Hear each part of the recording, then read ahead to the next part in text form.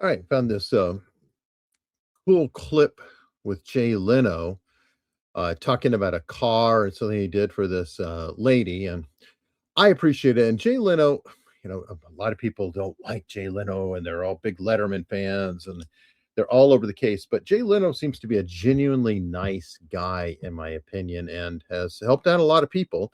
And this is him talking about a woman that wanted to sell him a Ferrari and what transpired. Said, my husband and I bought a Ferrari in '72, and he just passed away, and I want to sell it. And I said, what do you want for it? She said, I want $350,000. I know it's a lot of money, but I think it's worth it. And I said, what is it? She said, it's a Ferrari 275 alloy body. I think it was twin cam, not a four cam. And I went, oh. I said, well, look, I'll give you $350 for it, but I said, do you know how to cook? Can you bake cookies? She says, yes.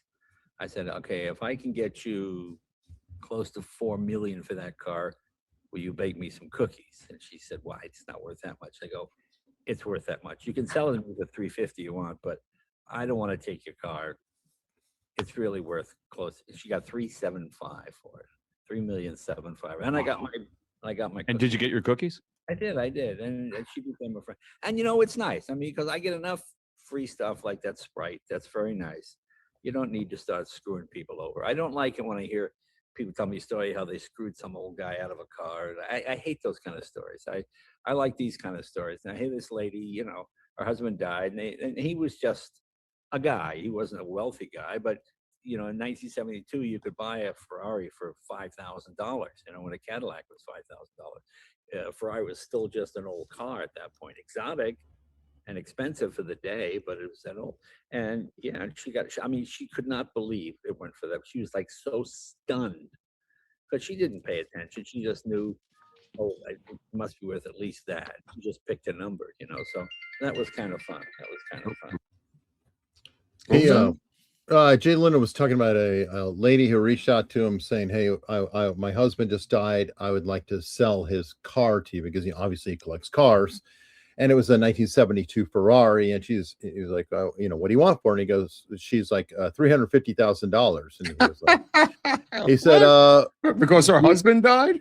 Well, yeah. And she was selling, and he goes, I'll give you $350,000, but I'll tell you what, do you know how to cook? And she's like, yeah. He goes, if I get you $4 million, will you bake me will you bake me some cookies? And she's like, it's not worth that much. And he's like, oh yeah, it's worth that much. That's weird. So it actually sold for like $3.75 million. Oh, really? Well, yeah, and he helped her do that. So. Oh, I got you. Oh no, really? And I was sharing that because, Jay Leno is pretty damn nice guy from what I've seen. And people who worked with him. You've talked about like greatest day of their lives when he got hired. When my friends got hired there, the greatest days of their lives. And that was your same friend that except for Tom Green, who was a guest on the show, completely drunk and got driven home by the limousine service and then fell face first on his stone steps, cracking his teeth and jaw. Well, he kind of earned that. Well, there was somebody else that had an issue on the show, and that was Rodney Dangerfield. And Jay Leno sensed that there was something wrong and had the paramedics there to meet Dangerfield during that show.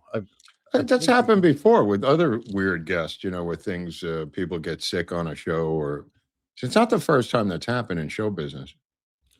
No, but it was good on him to recognize. He was like, there's something that's just not right here. And he also had a famous I'm not going to say last words, but last squeeze with Rodney Dangerfield, where his wife was like, go ahead and ask him to, hold your finger. And he said, he was like, that's not my finger. And and then Rodney, he felt like he laughed, and that was the last interaction with them. So, but anyway, we are going to shift now to everyone's been awaiting, the very, very famous segment that we release later.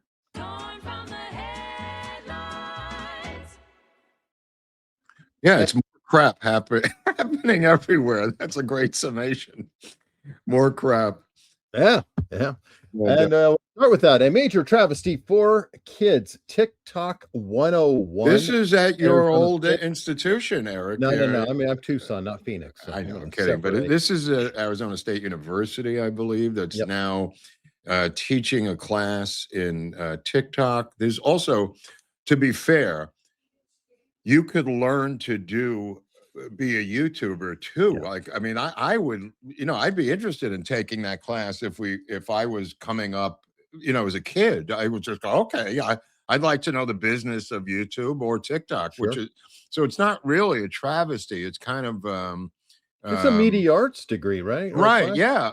I think so. Or a business degree, actually. I don't know. Yeah, I agree. And the funny thing is, recent years, like, what do you want to be when you grow up? YouTuber or TikToker are like really high on the list. Like, is that true? Firemen and things like that now, which may be sad, but well, fireman is now for lesbians, so that eliminates the rest of society. That's their main thing, is be a fireman. But a YouTuber, you're right, a lot of people aspire to that. Well, you mentioned that, though. It's like, I guess if the fire people are lesbians, then it's going to die out in one generation, or could be, because it used to be the reverse: Irish parents passing it down. Exactly. Irish cops to their sons. Yeah. So, and what are you going to do if you're the lesbian chief of police? There's nobody to leave it to. Exactly. Let's see. Police seek aid in a grisly mystery. This is Ada Beth Kaplan, drained of all blood. What? It's worse than you thought. Scroll down a little further in the article. It's not just she's missing her blood. She seems to be missing something else. She's missing her head. She's missing both her thumbs, and missing her clothing and arms, I believe. Bodies are occasionally found in remote areas. They're looking for help on this. It's missing a lot of parts. Let me just put it that way. She was Jane Doe 2011, but this is outside a little bit, 50, 60 miles north of Santa Clarita. But there's a lot of empty space out there in a vineyard. This sounds like the Black Dahlia. A little bit, or there was a rash of them for a while. We were actually following up with them, the suitcase murders, where they would, like, put chopped up people in suitcases. Yeah, well, she wasn't in a suitcase, but maybe she was, and then they dumped her there to get the suitcase back, when it was finished. But missing a lot of body, or not missing, but a lot of body parts have been removed. I don't know if they have the head yet. All right. Well, that's very nice. Torn from the head was torn from the headlines. Oh. The whole story was for that joke, right? No, I don't know. I just made it up. Joke. Now, this I did just for the artwork that the Iranians put up there. This is just to show you how they feel about the president that we voted for. Well, yeah. No, I mean, a lot of work went into that. Look at this thing. Yeah. Oh, yeah. I mean, this is like a wrap around one of their shopping malls or something, that you would see, around Bloomingdale's or Macy's. Yeah, they're proud of themselves. Positively a provocation. Cute. I mean, well, they hate us. I mean, it's like, I don't know why people are so confused. I mean, JD Vance is the one's going, oh, they're such good. They're reasonable, cool people. And then Trump went along with that too. I don't know why. Right. Yeah. It's like, no, they're not. They really are not. They hate us, and they will always. It's so funny because I saw this photo. You could see a lot of these photos, but when Trump or any other president meets with the Saudi royal family and they're wearing their Saudi garb, it reminded me of presidents meeting with the Native Americans in their Native American garb, signing deals with them. 90 years ago, I found a couple of photos that looked exactly like Trump with the Saudi royal family. I could see the parallel, sure. Yeah. And it is, I mean, they're kind of tribal. Both tribal, both kind of savages, both primitive, both had things that we wanted. In the case of the Native Americans, we wanted land that may have had oil underneath it. Sure. If you go to Oklahoma, we want resources and yeah. What is this? Don sits on cash for Ukraine. Yeah, he is withholding the bulk of this money. He told, I guess, Zelensky and Congress that he ain't going to give him any more money, Eric. Oh, the 400 million. That's why he's okay. At the funeral. Yeah. And that's right. The funeral of Lindsey Graham is today. I could have pulled something up, but I figured everybody's that would have covering been a good thumbnail. But yeah, he's dead, so it doesn't help us. No, the Fauci was the thumbnail. No, I know. He's very much alive, but yeah. But I mean, out of respect, I mean, because he's in the news. Zelensky showed up, I think, for the funeral, if I'm not mistaken. He and Netanyahu are both here. Well, Netanyahu scheduled to speak at the UN. Well, that maybe comes back. No, I'm sorry. You're right. Yeah. He's got to come back in September for that one, unless he's staying here. I don't know. I mean, it's a whole month now. He's got to go back. I don't know. All right. CEO Cries uncle. And yes, we were just talking about this earlier. The Cracker Barrel CEO is it gives you some photos of who's in and who's out and the logo there. This is in the business section of the New York Post, by the way. So it covers more than social media. There's business involved here, which means money. Well, of course, it's Wall Street. It's like Wall Street Journal has a lot of business or standard. The exit was a surprise following a heated backlash from longtime customers and even President Trump himself. Cracker Barrel reversed the changes and leaned into its folksy charm, ultimately sending the stock up 100% so far this year. Casino's exit was certainly a surprise for me, benchmark analyst Todd Brooks told the New York Post. Kind of interesting. We will be watching to see what new management does, Eric. This is going to be interesting. Well, and that's the thing. She did reverse it all. Yeah. I remember that, but I think there's a certain point where if something goes wrong, you still need the head. Even if they're doing it right or whatever, just clear the decks and get somebody else in there. And, well, they got this guy in there, whoever that guy is. Well, remember Carly Fiorina? Yeah. Carly got like a lot of blame for HP, and she did, if I recall, she did the HP Compaq merger, then was pushed out of the company, and then HP started to pick up steam, though, after she did. And a lot of the policies she put into effect, I think, were probably helping them. It didn't help quick enough. I like the great line by Glenn Beck at The Blaze that she felt she had been fired by America. Well, he did the interview with her. That's what okay. He sat down with her and the other guy in a Cracker Barrel and did a like hour-long interview that I watched. And she was talking about all of that. This guy here is the former head of Lumen Brands. I don't know who that is. It owns Outback. Well, the Outback Steakhouse. I love the Outback Steakhouse. I'll be there in I guess Phoenix when I go in a few weeks to see the Dodgers. No, I love Outback too. Outback. No, I like the Texas Roadhouse. I take that back. I was wondering. I always get those two confused: Roadhouse and Steakhouse. Texas. As long as it's not an outhouse. But anyway, or outhouse. Yeah, the Texas outhouse. Anyway, but Bloomin' Brands, they've been shutting down Outbacks all over the place. So maybe that's what they want with Cracker Barrel. Maybe they want to. I don't know. Close them up. We'll see what happens. We'll see what happens. Yeah, we'll stay on that. All right. Actors rip. Yeah, I saw this. All these twats.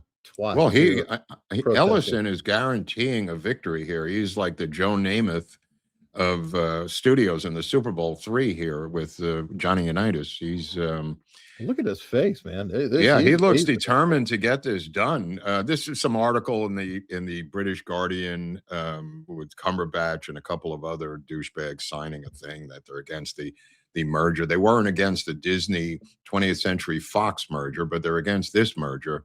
Nobody could figure out why, except the stakes are higher. Alan Cumming, a gay douche, Benedict Wong, I don't know who that is. I don't know either. They're just saying they're against it. All the unions, by the way, in Hollywood are for the merger. oddly enough, in this particular case, because I think they're possibly so far in debt, Warner Brothers. They had the actual numbers up I don't know if it's in this article. They are just hemorrhaging cash. They are a bleeding animal that's dying. And this was really a company swooping in to rescue this dying animal that cannot survive on its own. It was just loss after loss after loss. Yeah. And that's the way it went because they were woke as fuck. Now, Ellison says he's going to swoop in. The unions go, thank you very much. And this guy, like you pointed out, this Rob Bonta, Attorney General, he's the guy that sabotaged the Spirit Airlines merger with JetBlue, costing California 5,000 legitimate jobs. 5,000. Wait, Bonta was behind the Spirit? Started the whole thing and finished it. That's okay, right. Well, I was going to compare it because I'm the one I know I compared these. I'm like, he did it. He's the guy that came up with it. The deal was done. It's just like this one. But I'm saying just in the Spirit Airlines merger, the stopping of it, forcing them to go out of business, cost the state of California 5,000 jobs. That's not to mention the spinoffs from the jobs or anything else, just straight up 5,000 jobs. This will cost, if he's victorious, 10,000 jobs if Bonta is victorious again. Wow, this guy you have, man. Well, he's an apparatchik who was handpicked by Newsom. He's part of the Newsom political machine. Oh, man. It's so depressing. So depressing. But he claims he's going to win. So, again, we'll see what happens. All right. Oh, new audio about your baseball. Yeah, this is on 30 for 30. I'm going to have to tune in on this. But what the astounding thing is, this is a story where Ohtani's interpreter acted as Ohtani on the phone with the bank and just said, I am Ohtani and I can't get log on online. And they said, okay, Mr. Ohtani, what do you want to do? He says, I want to transfer $200,000. It makes me nervous that somebody could simply call my bank and say, I'm him. I can't get online. Well, that's kind of what happened with the Meta leak. It wasn't that, but it was like the AI. There was like, oh, how do I reset the password? It's like, oh, well, we'll just send you an email. And that I don't know, but they have audio now, which was released today of Ohtani's interpreter acting as Ohtani, saying that he is Ohtani, and the deal is about transferring $200,000 from one account to his bookmaker. Now he got sentenced to 57 months, so we'll see how long he served. So this is after the conviction. Right. Well, and what you're describing, like literally what they did was called social engineering. I'm saying that is how most hacking scams. Right, but what I'm saying is this is not even hacking. He literally picked up the phone telephonically. I know that's called there was no engineering. Hack. Yeah, but that's literally what they do. 90% of the big scams involve social engineering, which is somebody. Why did they call it social engineering, though? Social. It's an interaction between people. Engineering the other person. All right. Well, whatever. I just find it odd that somebody could call my banker on the phone and say they're me and transfer my money into another account, which is essentially what he did. Yes. And he did it multiple times, Eric. Well, it would be a lot easier for him than other people. Other people have that happen.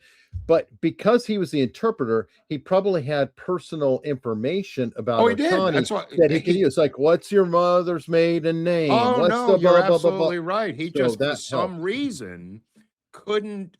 I think he was telling the truth that he couldn't log in. Not because of anything that he didn't have. He simply couldn't log in. He was calling 1-800 Bank of America. That's true. I've been helping this guy for a while. Give me a hand here. He said he had the password and everything else. And I'm going like, why the fuck is he impersonating? I never understood in the trial why he was impersonating him on the phone. That's the only thing I'm saying. Okay, makes sense. All right, well, that wraps up this segment of